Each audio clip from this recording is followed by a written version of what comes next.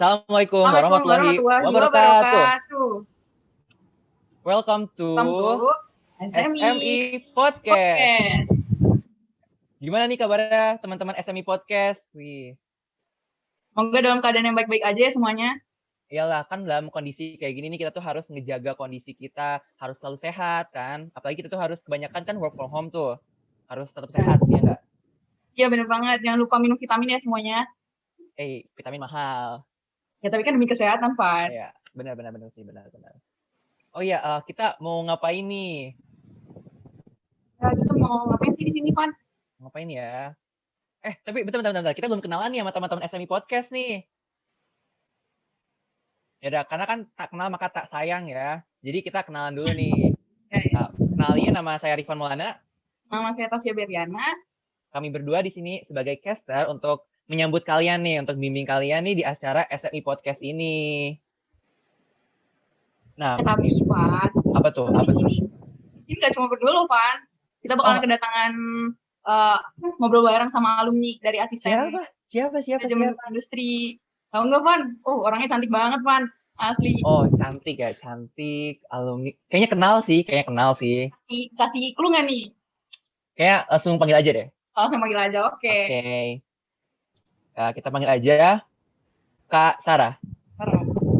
Halo, Kak Sarah. Halo Rifan, halo Tasya. Halo Kak Sarah. Halo Kak. Halo pendengar. Apa manggilnya kalau pendengar di sini? Boleh teman-teman SMI Podcast nih, Kak. Baik, teman-teman SMI Podcast. Halo semuanya. Halo. Gimana kabarnya nih, Kak? Kabar baik. Tasya gimana sama Rifan? Kuliahnya lancar? Alhamdulillah. Lancar sih, Kak. Lancar, Kak. Palingan ada sedikit, ke distract. Pusing, Kak. Soalnya kan lagi di online gini ya, Kak ya. Tenang. Badai pasti berlalu. Ntar lagi offline lah. Semangat aja kalian kuliahnya. Semangat ya, Rifan. Semangat dong, kita harus semangat. Kakak gimana nih, Kak? Lagi sibuk apa nih, Kak? Aku kebetulan lagi sibuk kerja, yang pasti. Kerja dan juga sambil kuliah nih. Lanjutin kuliah S2 juga. Gitu. Sih. Kuliah sambil kerja ya, Kak? Aduh. Iya, Tasya. S2-nya ngambil apa nih, Kak? Aku ambil apa nih? Ambil hikmahnya. Ambil hikmahnya. Jurusannya maksudnya, Kak? Oke, jurusannya. Gitu dong, nanyanya lebih jelas lagi kan? Iya. Bingung kitanya jawabnya. Jadi aku tuh kuliah S2 ini jurusannya manajemen rantai pasok.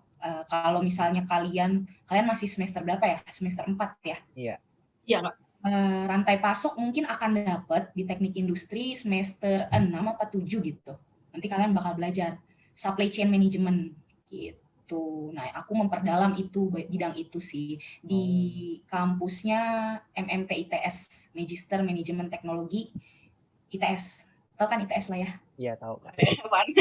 Iya. Ini berhubungan kita bakal ngebahas lebih lanjut nih ya, Kak ya. Kakak kan lagi belajar lebih lanjut juga nih. Nah, kita mungkin sama-sama nih saling belajar ya, Kak, sama teman-teman SMI Podcast nih.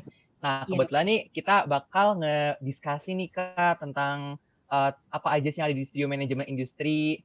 Terus menurut kacamata Teh Sarah nih yang berkutat sebelumnya kan di asisten SMI gitu.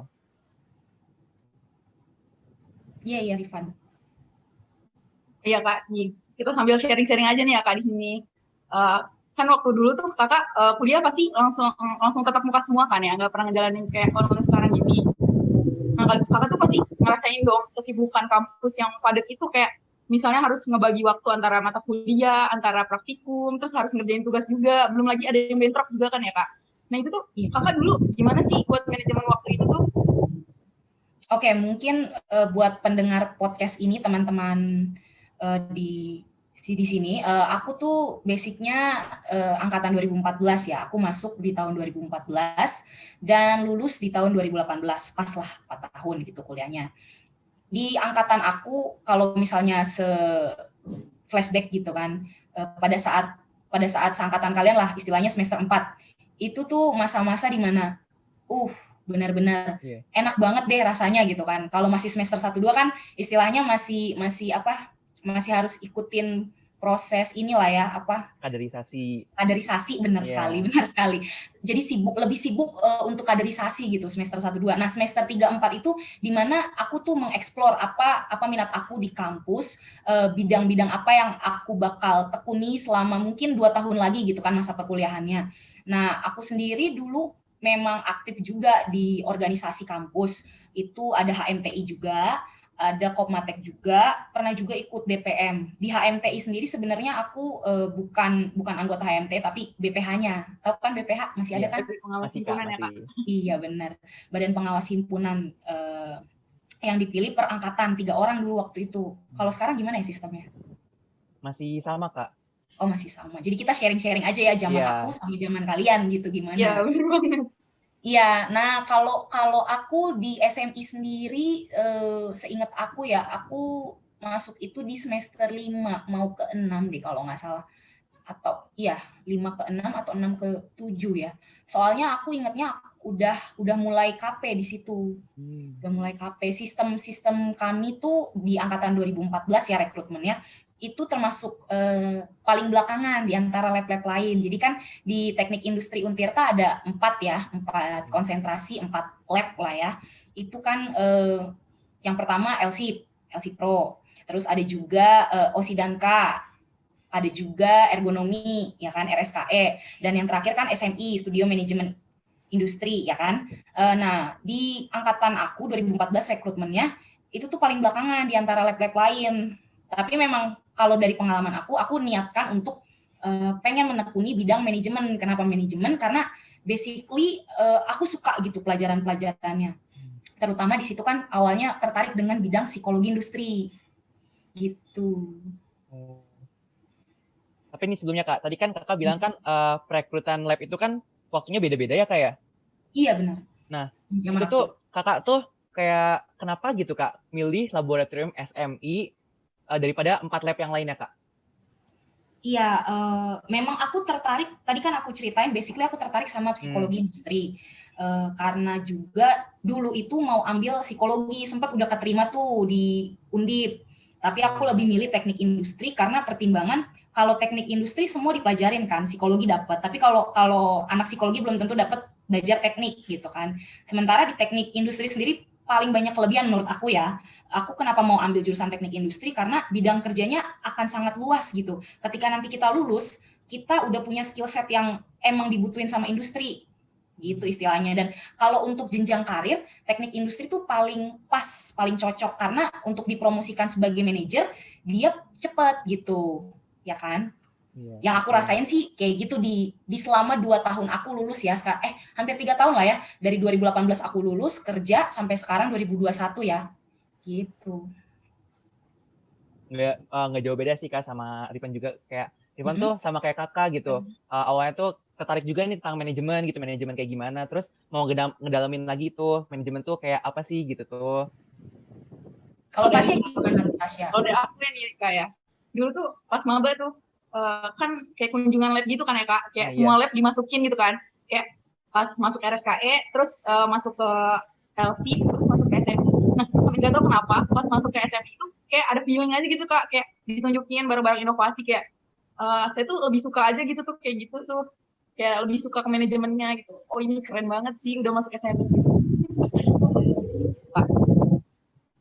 Iya, berarti kita kan memang ada ketertarikan ya untuk memperdalam satu bidang lagi gitu. Betul. Di teknik industri kan memang banyak gitu, mempelajari banyak hal, tapi di manajemen sendiri lebih terarah gitu untuk memanage orang, ya kan? Iya.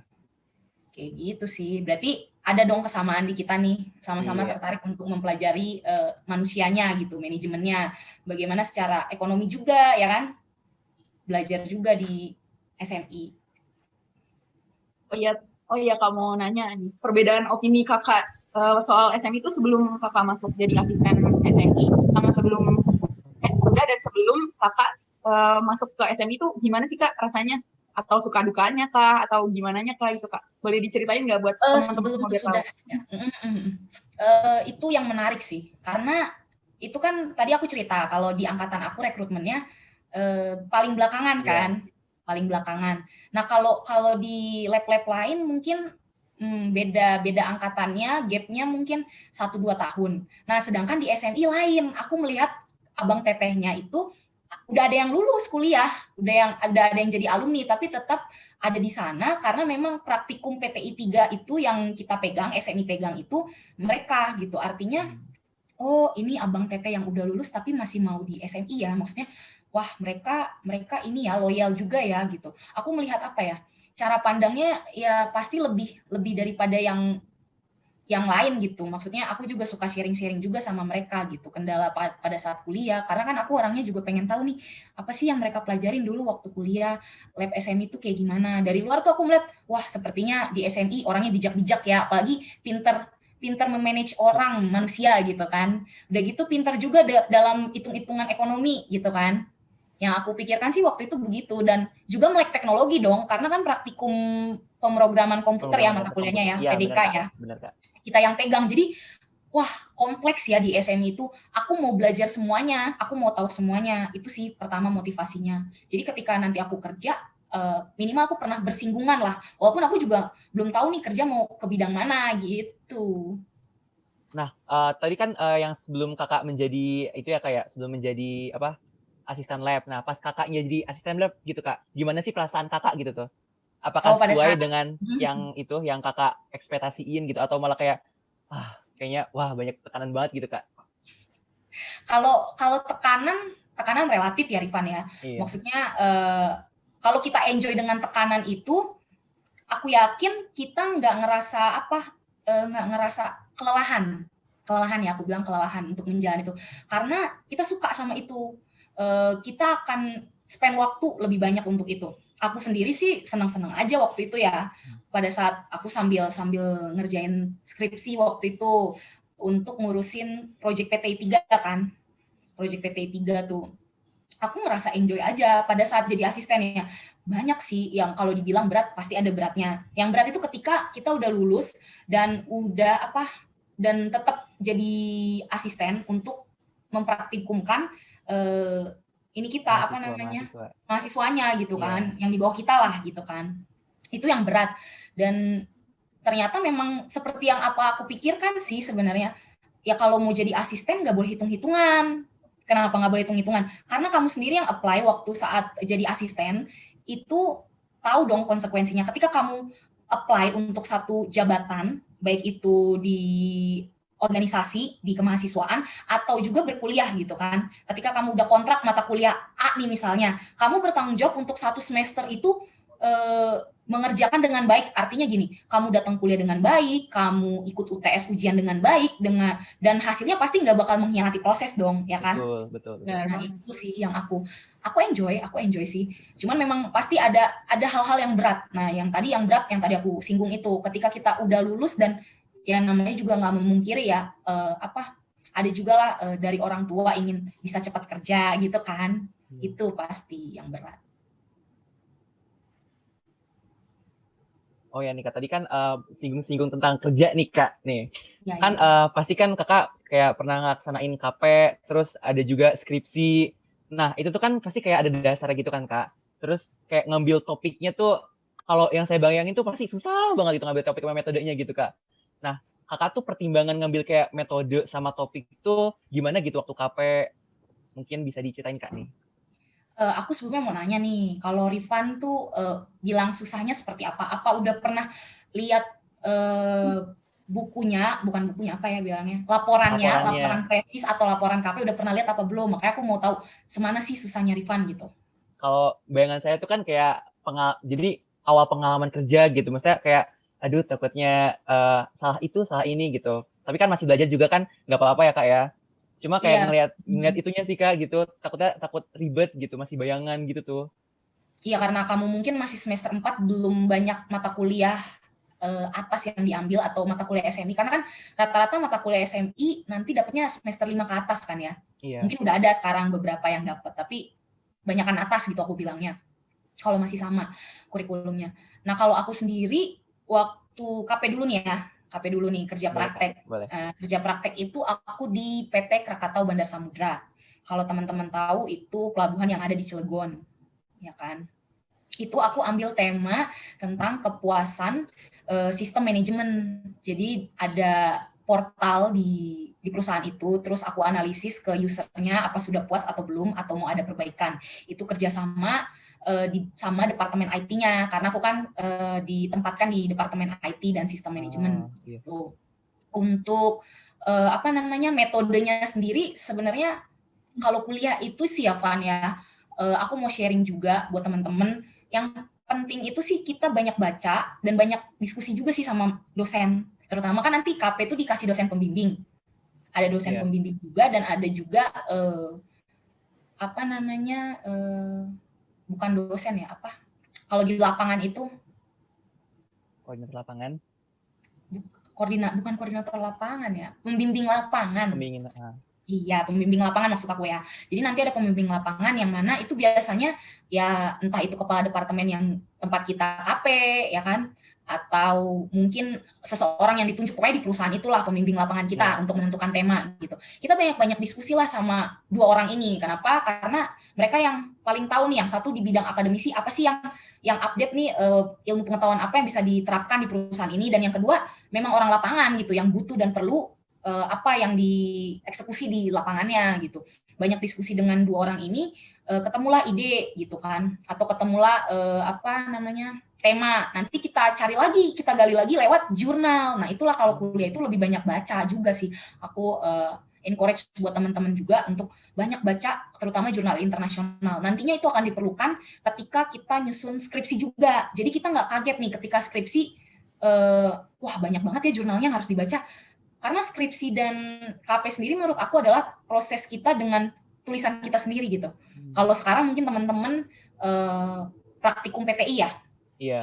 Ya, praktikum teknik industri tuh aku seneng karena kelompok-kelompokan. Ya kan?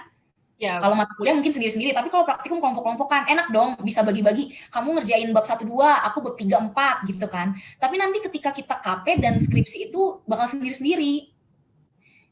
Jadi itulah menurut aku sih untuk pada saat proses itu ya KP. Terus untuk proses skripsi sendiri aku ngambil tema yang menurut aku nih out of the box sih, karena belum ada contohnya di literatur kalau kita masih ada ini nggak sih, Perpus TI masih ada nggak ya? Masih Kak. Masih ada kan. Selain Perpus teknik, ada Perpus teknik industri sendiri kan, satu tempat gitu kan. Yeah. Nah untuk aku sendiri belum nemu sih tentang tema skripsi aku itu manajemen perubahan. Kebayang nggak ya manajemen perubahan? Perubahan apa nih Kak? Manajemen perubahan apa? Ya itu memang cakupannya luas sih. Tapi manajemen perubahan apa? Perubahan yang ada di perusahaan.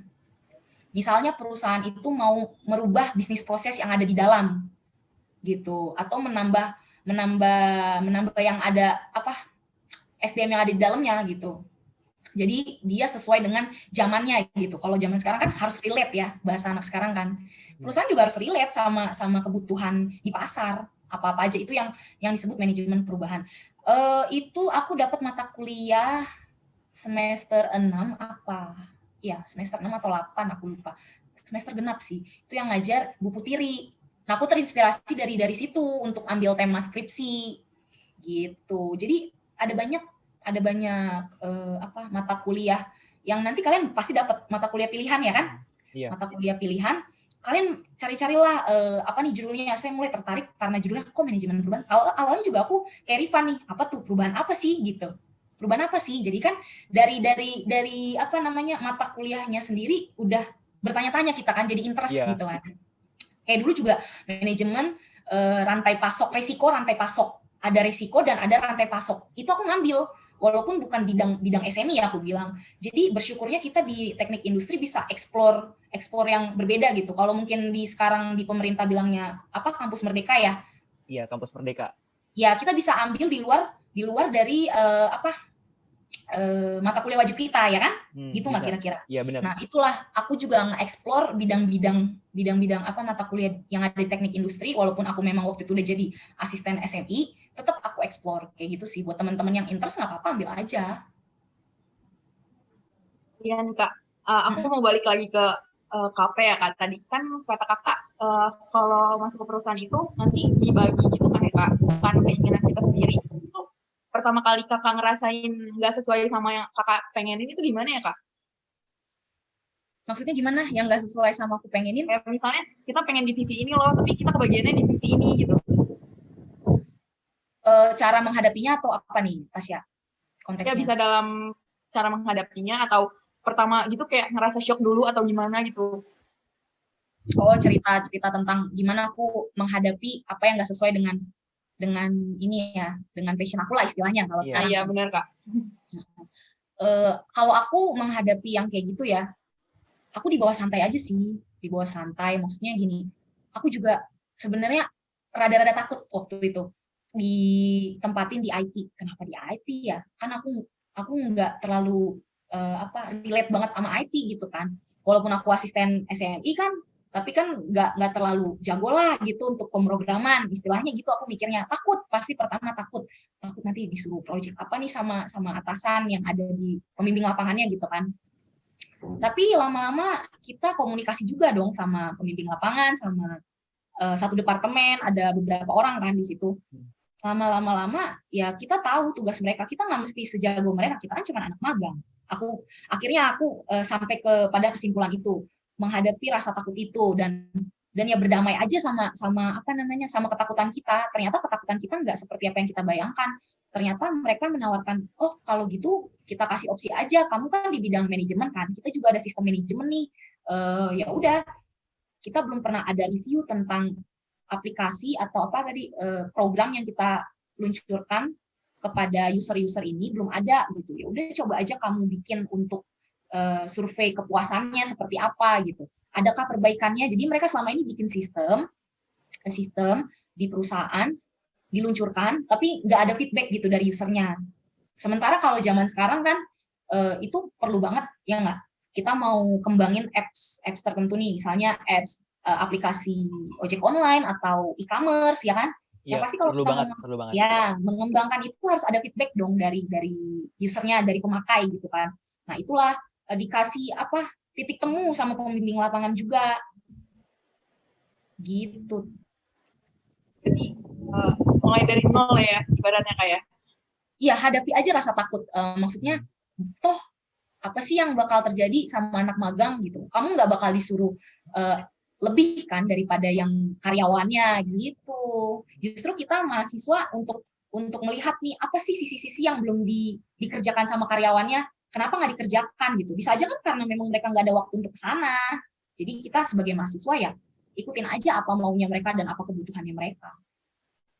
Bisa sih nih Kak, jadi saran buat teman-teman SMI Podcast nih, supaya kita tuh kalau misalnya dikasih tugas tidak sesuai dengan itu kita, bisa aja kita menyesuaikan diri dulu ya Kak ya. Betul.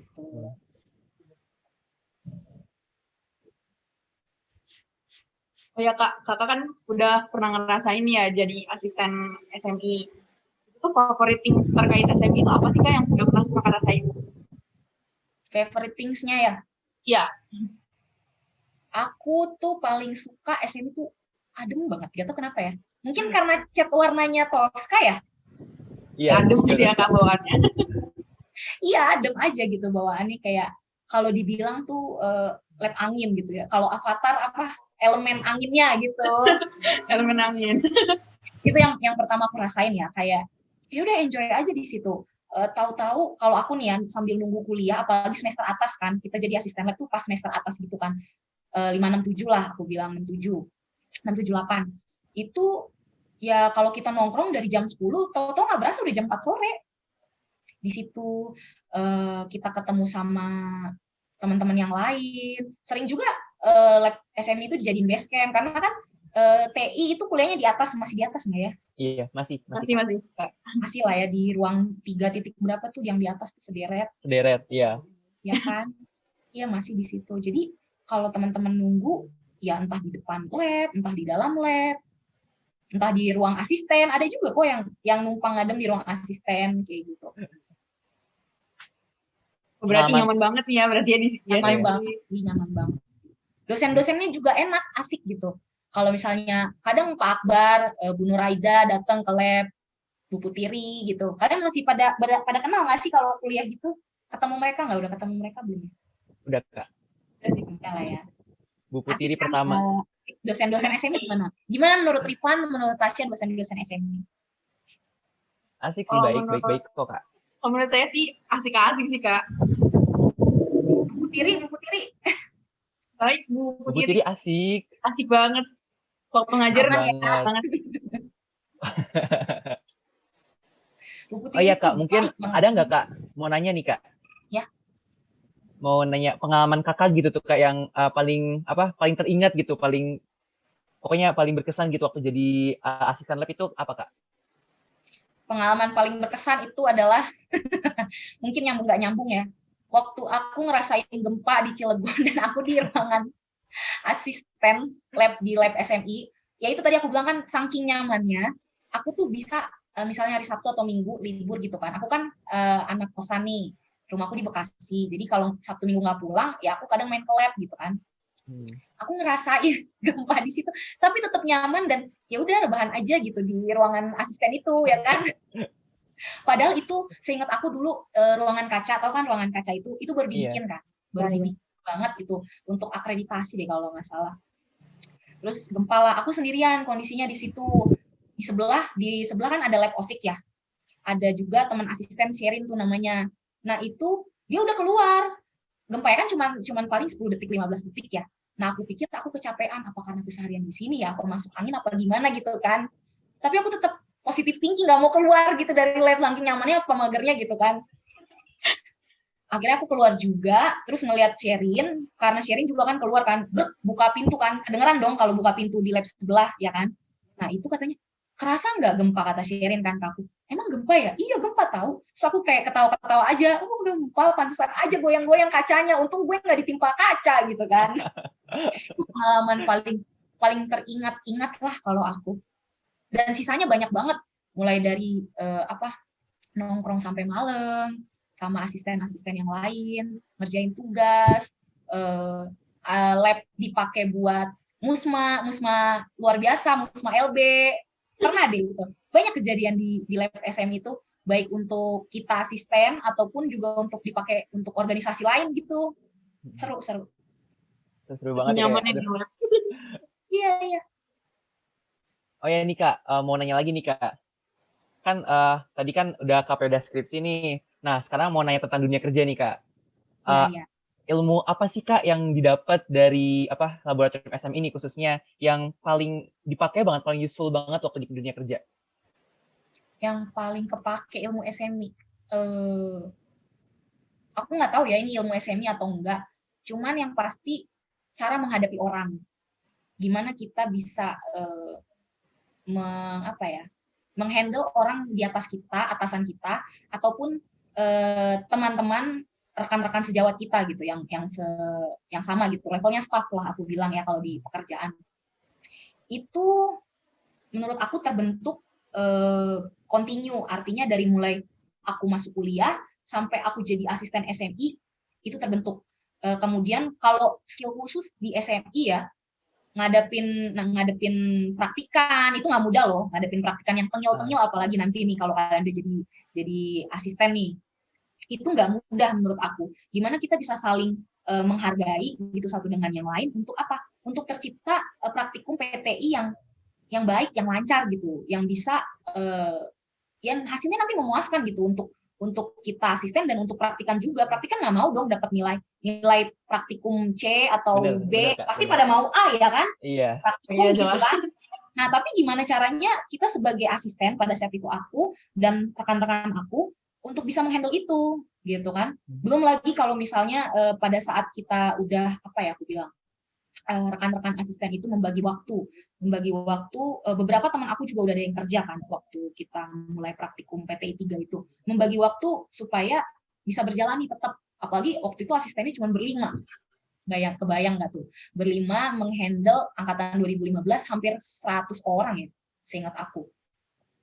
Nah itu menurut aku terbentuk di SMI ya, untuk bertanggung jawab, untuk loyal juga ya kan. Bayangin kamu sama teman-teman kamu nih, teman-teman kamu mungkin nanti akhirnya ketika kamu masuk SMI yang lain udah kelar nih jadi asisten, udah kelar praktikumnya, tapi kamu masih harus ngasistenin di PT 3 ya kan, PT 3 kan.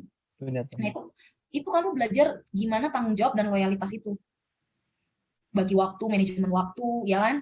Itu menurut aku kepake banget di pekerjaan.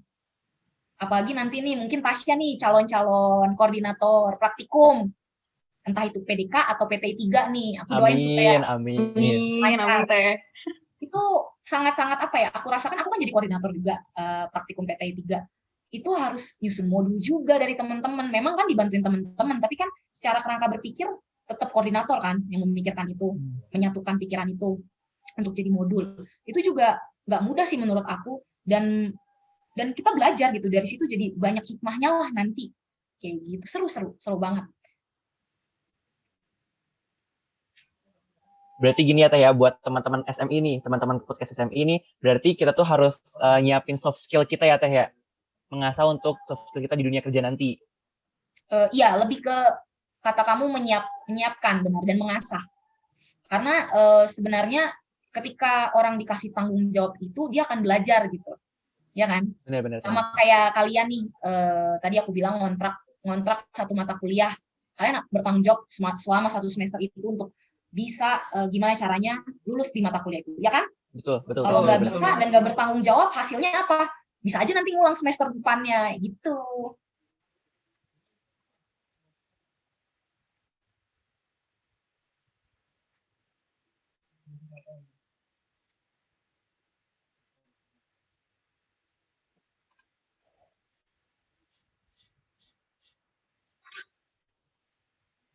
Oh iya Kak, kan kita tadi udah apa sih namanya, menjabarkan tentang lab, ilmu lab, terus kita udah tahu gitu.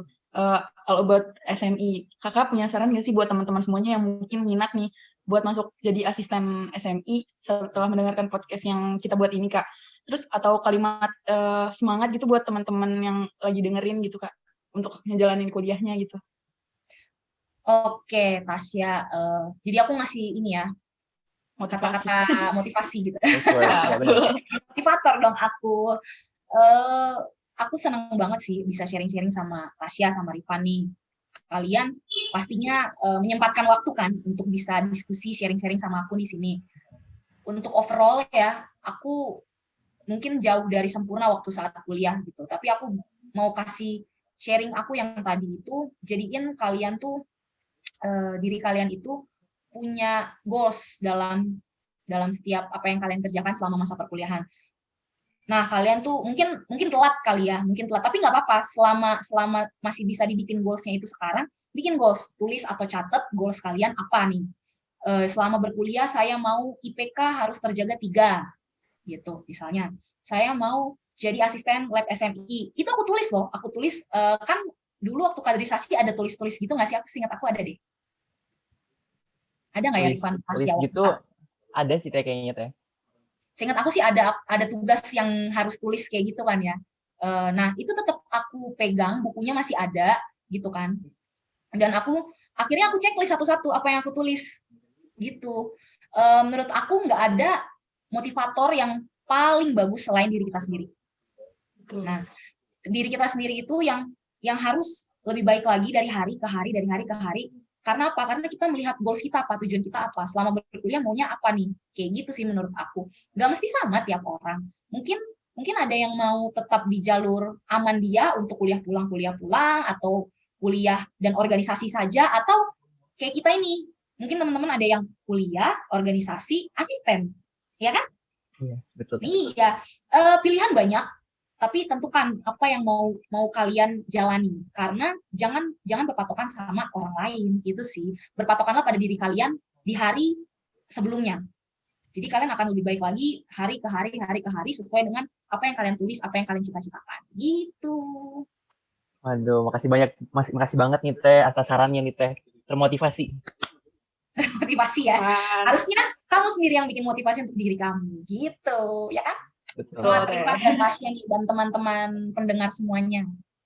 Kayak berarti untuk teman-teman SMI Podcast nih, tadi telah mendengarkan podcastnya Teh Sarah nih, di mana kita tuh dari awal tuh harus harus planning gimana ke depannya tuh harus jadi apa, tentu ini fokus kita mau kemana, terus kita harus berani terjun, berani mencoba, apapun itu hal barunya, jalanin, dan juga tanya nih ke teman-teman atau mungkin abang tetehnya yang sudah pernah berpengalaman gitu. Karena pengalaman itu bagus untuk pelajaran kita sendiri. Terus banyak juga tadi pengalamannya Teh Sarah tuh dari mulai gempa di lab. Itu sangat wah banget sih, sangat berkesan banget sih. Dan ilmu-ilmu yang kita terapkan di dunia kerja luar tuh juga banyak banget, dari mulai soft skill kita harus dilatih mulai dari sekarang. Terus harus mengasah juga ya Kak ya.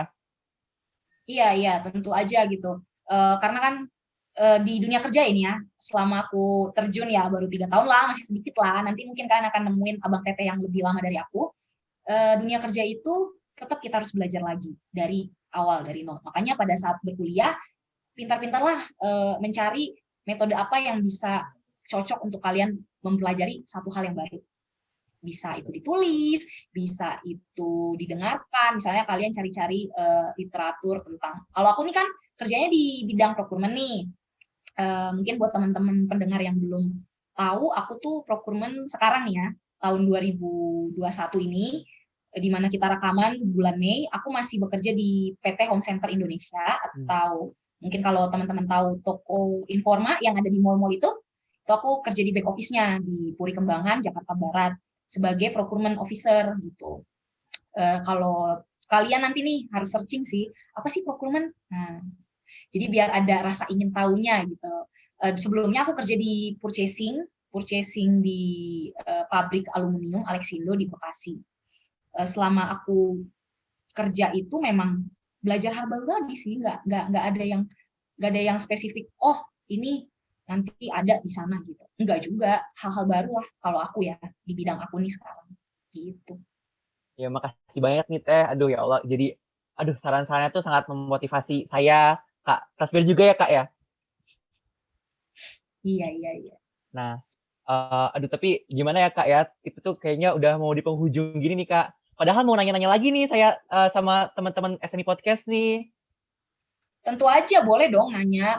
Mungkin buat Rifan, Tasya, dan teman-teman pendengar, kalau memang masih mau nanya, bisa juga ngubungin aku nih. Aku open banget kalau ada yang mau sharing atau discuss masalah perkuliahan, masalah lab SMI, mungkin yang tertarik gitu. Kalian bisa ngubungin aku di apa ya? Mungkin Instagram Boleh, atau Kak. LinkedIn. Boleh. Mungkin Instagram aku namanya Sarah Veros pakai V ya. Atau di LinkedIn juga di Sarah Veronica Sitinjak. Nama aku nih yang ada di sini nih di pin. Ada kan namanya? Iya bener banget. Jangan lupa ya teman-teman buat follow Teh Sarah, buat menggali ilmunya lebih dalam lagi gitu. Yes. Aku open kok.